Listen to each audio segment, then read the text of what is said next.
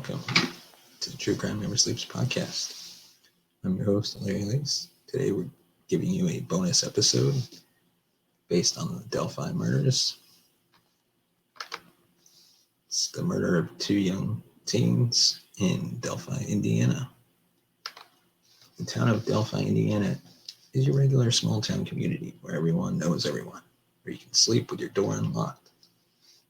On February 13th, 2017, this all changed for Delphi when an unidentified man murdered two innocent teens, Abigail Williams and Liberty German. Their bodies were found the next day by a group of civilian searchers. Liberty German was a hero and captured her killer on a video recording before she died. This man has been dubbed the Bridge Guy. Investigators have received more than 42,000 tips but have yet to make an arrest. And if you look at this clip, you'll be able to see this guy. That's pretty much who the police are looking for and trying to put a name to their face. According to witness statements, Bridge Guy, or BG for short, had reddish brown hair. He's young, between 18 and 40. He may appear younger than he is. His height was described as being 5'6" to 5'8", being 180 to 220 pounds. He wore blue jeans, blue jacket, and a brown hoodie. He was said to have been wearing a hat, best described as a short-billed camo hat with some kind of ear flaps.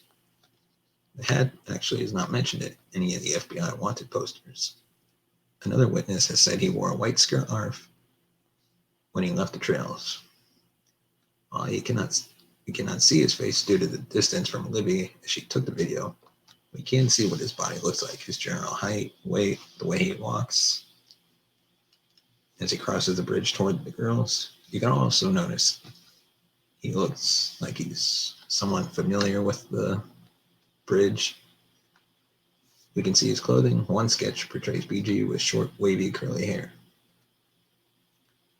In order to commit this crime and get away with it for the time being, it would seem that the person would have to be from around here or have visited in Delphi in the past. Some who have shared their thoughts on this case believes he has some kind of connection to the area. BG doesn't weigh 225 pounds or more. We can see his proportions in the video. He's not an overweight or a large man. He may have a small amount of girth around the midsection, or the jacket may be puffy. He appears to be long-waisted and that his torso is slightly longer than his legs. His legs appear thin under the jeans. His hips appear to be wide-set and not narrow. He is not tall, as he's under 5'9". He's not short either, but likely on the shorter side, between 5'6" and 5'8". BG did not have blonde, black, or gray hair. He was reddish-brown at the time of the homicides.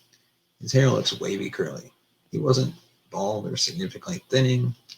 He didn't have long hair or really short or buzzed hair. BG was not older than 40 years of age or younger than 18. He is somewhere in the middle, likely in the mid-range of the age scale, but might look as young as 18 or early 20s. What about his clothing? Nothing about this case screams premeditation. These are likely his everyday clothes. The clothing he wore is very average for the Midwest, but appears to be an older style. Probably not someone who wore more hip clothing at the time. It's likely that this was a favorite or only jacket at the time. He may have often worn the brown hoodie without a jacket. The jeans are a lighter blue. They appear to be straight leg or boot cut, possibly a little long for him as they bunch up a bit between the knee and ankle. The shoes and what might be a fanny waistpack are of great debate. We know little about the white scarf. The shoes are dark in color. Some believe that they are black with a silver or gray vertical stripe. The FBI doesn't mention a waist pack. Some believe this is his hoodie pulled down.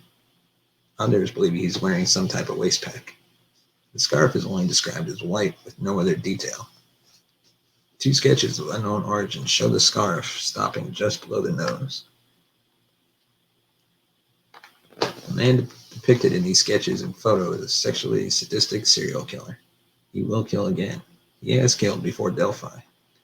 It's only a matter of time. You can only keep the devil in him for so long. He must be identified immediately. If you know this man, or suspect you do, even if he doesn't live in or near Delphi, do the right thing. Contact Delphi investigators, the ISP, or the Indianapolis FBI office. If you want to send in a tip of fear reprisal or identification, you can contact the police and they can protect you. The reward right now stands at around $223,000. That's a life-changing money. You can trust investigators. When you call in a tip, investigators will never disclose who you are to the suspect. Investigators will interview the potential suspect, ask for fingerprints, likely an alibi, possibly DNA, then take it to the office and try to connect the dots. The more dots you can help fill in, the better, as they may dismiss it if they don't see the connection. Now that's the end of this episode. Thank you for listening. You can follow us on Twitter at True Crime NS. It's True Crime NS. Like us on Facebook at True Crime Never Sleeps. And thank you for listening. And if you want to support us, you can go to buymeacoffee.com/TCNS. Thank you and have a great day.